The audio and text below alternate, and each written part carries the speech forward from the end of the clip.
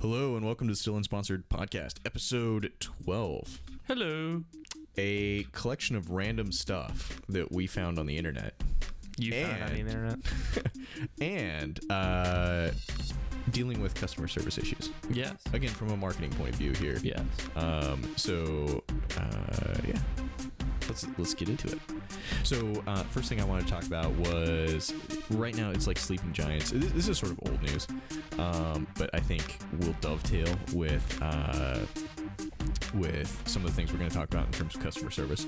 So these are the people that are like, quote, combating fake news or combating like things that they don't like on the internet by blasting website or brands that advertise on websites that they don't like.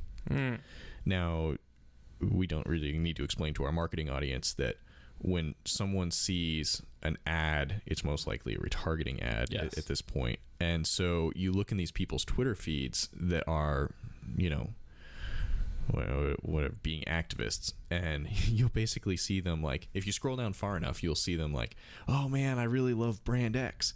And then it's like you scroll up to where they're like hating on everyone for being on like blank white supremacist site that's got an AdSense block.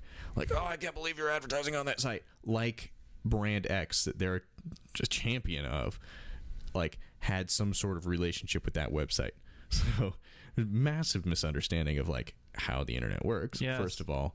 But then it's just kind of funny to see these people like blow up their favorite brands. And then like I've on few rare occasions felt triggered enough to try and explain to these people that by hitting reload on ad impressions, Breitbart or whatever, lots of ad impressions, they're driving up the impressions. And that ad, if they have an advertising sales team, they're going gangbusters, taking it to the brands that do like advertising on their site, saying like, hey, look how well this is working, you should buy more, pay us more, do all the things. And so like in this weird way, you're actually helping them. So also, what are you doing on supremacist websites? Well, they're on the white supremacist websites because they think they're going to, like, by hurting the advertisers, hurt the website. And in the reality, I think that they could be helping the website by driving up their impressions. Or installing Apple Safari. Right. iOS 11. Because from the brand side, like, we're playing episode 11. Yeah. From the brand side, we're playing whack-a-mole with these websites, adding them to blacklists. Yep. So, the first time you bring it up, we go add it to a blacklist if it's not on one already. Yep. But we didn't go there. You took us there. Yeah, exactly. Right? Yep. Like, that's on you. So this is a case where I'm, like, selectively a proponent of ad block. Right? Shivers, Chris. Shivers. Yeah. Okay. Moving on. Next issue. Tai Lopez. Do you want to who he is? No. He's a get-rich-quick internet dude who's going to teach you how to make millions online. Cool. Let me go sign up right now. Okay.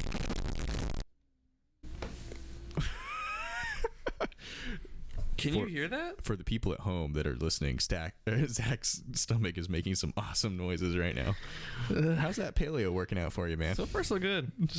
Lots of stomach grumbles. Okay, so how to live the good life. Yeah, so some of you may have seen his ad that was like widely mocked, where it was like, I'm here in my garage, like, and he's got like a Lamborghini in the background. Oh, this is the douche dude. Yeah, and then he's like, he pivots over and he's like, I like cars, but I also like books or learning or something, right? This guy's a douche. So anyway, I was clued in to a rather awesome part of his website, which is the disclaimer. And it just is like kind of a window into our world. We can't do business with these people that we call like BizOp people because they tend to get in trouble with the government. And so we just don't want to be involved in that. So anyway, he's got this disclaimer, and maybe I'll read part of it. But it says, first of all, that this site is not part of Facebook or Facebook Inc. Additionally, they aren't involved with brand terms, and so clearly they've been running some ads that may have blurred the lines there a little bit, and they're trying to cover their ass. But the earnings and legal disclaimers are where it really, really gets fun. This is like a story. Yeah. So it says earnings and income representations made by Tai Lopez, tailopez.com, 67 steps, blah, blah, blah, blah, blah, blah, blah. And their advertising sponsors, collectively known as the programs, are, I love this, aspirational statements only of your earning potential. Yeah. Yeah. Yeah. Yeah. Which you wouldn't get that idea from the ads themselves. The success of blah, blah, blah, testimonials and other examples are exceptional, non-typical results and are not intended to be or are a guarantee that you will achieve the same results. Basically spewing shit. So he's over-promising, and the average person that buys his programs is not going to receive near the same success. Yeah, and so this sort of thing like bugs the shit out of me, because I hear people in our community that'll be like, "Oh my God, this guy is amazing," and it's like, well, he may be an amazing business person, but he's like teaching. He is in this business of like selling people some sort of dream. He's a snake oil salesman. Yeah, and it's just not good. Like Bitcoin. Not good for anyone. Oh, look at that affiliate link. Cool. Yeah. So, bullshit detector, like if you're out there in the world, if you're like an entry-level person and someone's like, hey, I'm going to teach you how to make money online, and then they're going to teach you how to make money online by teaching other people how to make money online, like that's recursive. That's not a real thing. But holy shit. But generally, the other side of this is if you have a product that may be useful to these sorts of guys and they're applying to your affiliate program, you might want to just head it off at the pass and not include them. You can buy a Bitcoin Crypto Academy that is valued at $3,085 only for $497, or 3 easy payments of $197. This dude, like when you look at his Instagram and he's living the like, people actually buy this? The .com lifestyle. Like, I do not doubt that he has the money, right? Like, I'm 100% sure that people fork over their money as fast as they can. But if he has a Lamborghini and a private jet in one of these pictures. Sure. Ladies and gentlemen, if you want to Bitcoin crypto lifestyle, if you want to learn how to online market, find yourself an online marketer and work for them, and then go do whatever you want. Jeez. Don't do this, and don't do business with these people. It's rough. It's rough. Okay. I make money online. Yeah. But anyway, for a good laugh, go read his disclaimer. I'm not. I'm flabbergasted, actually. Flabbergasted, everyone. Zach Corda. Flabbergasted. It's a legitimate word. I used it correctly. I know. Okay. I don't think I've heard you use it before, though. Okay. I'm full of fun vocabulary. Also, how old are you? Flabbergasted? It's what the cool kids are saying. No, I think they're saying emojis. They're saying extra and basic. I don't know. Another topic for another time. Ask a millennial. Oh, we should bring that. We should bring that little series on here. Yeah, we have a good time with that at work. Okay, moving on. Customer service. Okay, so we are not. Hey, in case you were curious, flabbergasted has only become more popular. Okay. Cool. It's kind of fun to Google. say. Thanks, Google. All right. So we're marketing, so we don't directly support customers, but we do occasionally run into the upset customer, and we also have to deal with trolls and haters on social media And we also frequently have to coach our employees through dealing with those sorts of people. So I think, what we want to do here is start by talking about some of our favorite tactics to dealing with customer service. Yeah. Right. This is not stuff that would be applied to a call center, but basically interpersonal relations type things. Talk about like maybe some specific examples where we've had to do this, and then end with, kind of coaching your team on like doing this. So to jump right in, my college job was barista at Starbucks. Cool. Yeah. And Starbucks had this thing, they called it latte, but it actually... You typed it in late. Because if you type it out, it says late. You could hold the E and it'll be an accent. Right. I love this system because I experienced it working very well, but always would look at their posters like back behind the scenes and go, this doesn't work. But anyway, it's listen, acknowledge, take action, and encourage a return. Right. And so basically when the person comes to complain to you, you listen.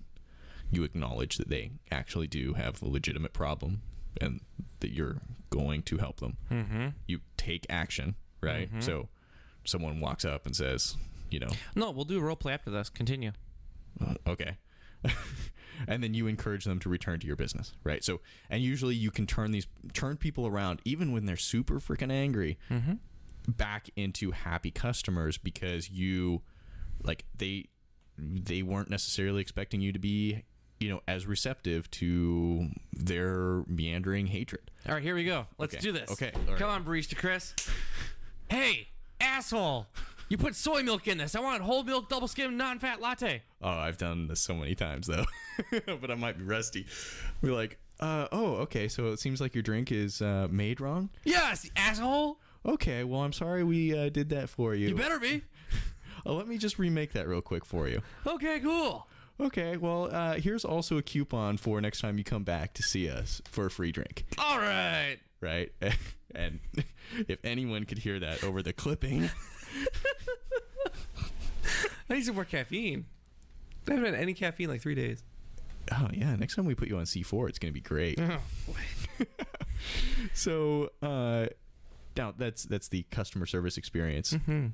But, this also happens on places like Reddit, Twitter, that kind of thing. And, Reddit was a very specific, very early example that I ran into where, the Reddit people get off on being mean, right? And so what you're trying to do when you're working that system is actually also expose that you are, in fact, a human being and not just like a robo brand. I'm a person. I'm a person. Right. So, you let them air their grievances. You acknowledge that like, yeah, that sucked. And I, as an employee of this company who cares about you, am going to take the following action. Right. And because the Reddit crew tends to come on so strong, it tends to like hurt the people that are on the receiving end of that, especially if they haven't done a ton of like customer service before. And this is not like, I'm not even talking about any one person. I've had this probably happen to 4 different people where they'll come to me and be like, no, fuck this. And I'm like, wait, hang on, time out. Let me jump in here and like see if I can like get them going in the right direction and turn the situation around. And yeah. So it works. It works on Twitter, works on Reddit. You can totally do it. Let me tell you a story. Tell me a story, Zach. All right, so bought a whole bunch of shirts a few weeks ago. Okay. From a company who shall remain nameless. We could give them some free love. We like this company. All right, Mizzen and Maine. Yeah. They're a pretty cool company. Follow their founder on Instagram. Oh, I should probably join that Instagram. Yeah. Anywho, so ordered a whole bunch of shirts. Didn't come. 2 weeks. My wife was calling them, emailing them, like WTF. It was they're expensive shirts, so you want to get your merchandise. Yeah. They left a message, said they would overnight us stuff, never came. A big shit show. Finally, the stuff came, and they sent along a $30 gift card as a token of apology. Oh, this is our bad. Sorry. Yeah. And then we just got an email 2 days ago Apparently, they've had just major glitches. Their distribution center, software, a whole bunch of... And over Cyber Week, that blows. Yeah, so the message actually came from the CEO, and basically was like, look, listen, we're sorry. Like, listen. This is what happened. Very transparent. Like, this is... Point of customer service is transparency, I think. Like, yeah, big time. If you mess up, you own up to it, I think is key. Yep. They owned up to it. They said, look, we're sorry. That's that acknowledged stage, right? Mm-hmm. Like, yep. We own that one. We own it. We did it. Yeah. And so, kudos to the team who's kicking ass. They're trying to take, as much as they can on their off, everyone's plates. They're working their butts off. We thank you for your time of patience, et cetera, et cetera, et cetera. We ended up getting a free shirt in the mail as a sign of thank you. Oh, nice. They literally just sent over a free shirt. Retail value $120. So I was a net detractor for a little while over the course of 2 weeks. And after the last few days, they turned that around. I will be taking their $30 gift card and spending another few $100s. Yeah. Yeah. Well, and so let's just break it down, right? So obviously they read your emails. They were probably written in all caps. And probably from a foreign language. And they acknowledged that they, had done less than awesome, right? They took some action. Yep. And they encourage you to return. And by the way, let's say their shirts average around $130. So they're still getting $100 out of you the next time you show up with that gift card. Yep. So win all the way around for them. Yep. Yeah. So here's another example of using this. We were executing a marketing program. And a part of it had had a email address, and it was like scholarships@ourcompany.com. And that email address got picked up by spammers that were using it as the reply to for not kosher emails. Right? So we were getting hate emails in all caps, like, I'm going to kill you, I'm going to find you, I'm going to murder your children. Like, people don't like spam people. But it blows because okay, now I've got death threats coming in from my employees, right? And that's not a good situation to be in. And so, we didn't address all of those because when someone goes that far, then all of a sudden it becomes a different issue. But, someone else emails in caps and I go, okay, hang on. Here's what we want to do. We want to actually enlist these people in helping us figure out who's doing this. So we needed email headers. So we drafted a reply that we were going to use sort of as boilerplate reply to these people. That's like, hey, first of all, this sucks, right? Second of all, it's not us. We comply with all of these laws and have our own standards in place. So why you wouldn't see that? Third, we want to bust these people and take them down the best we can. So here's what we need for you to do. We need these specific things. We need these email headers that are not trivial to get. Right. You kind of have to read through Google's help files to understand how to get it in Gmail. And so started sending these out, and I'm all of a sudden I'm getting pleasant responses back. Oh, I didn't realize that wasn't you. I'm really happy to hear that. I totally want to bust these people too. Let me figure out how to do that. Right. And then I start getting the responses back, and then the responses back go to our tech team. Tech team figures out what needs to happen. We file the blacklist things with Google. Google goes and crushes the account that's sending these things, and hopefully people are a lot happier. Yeah. But you can take someone that's red in the face and screaming at you virtually and turn them around. Yeah. It just takes some calmness on your part. Yeah. All right. Do we have anything else to talk about? I don't think so. This is a quick one, 20-minute episode. Yeah. So hit up stillunsponsored.com for show notes on this one. We'll link to these awesome disclaimers. Actually, we're not going to link to the disclaimers. I'll just include them on the site so you don't actually have to go and then be on his retargeting list. I don't know, unless you enjoy that sort of self-abuse. I want some jets on my Green. Yeah. So StollenSponsor.com. Find us on social. Instagram.com/StollenSponsor. Twitter. All that good stuff. Tell your friends. Tell your friends about us. Subscribe on iTunes. Rate us 5 stars. And we'll see you next time. Bye. Bye.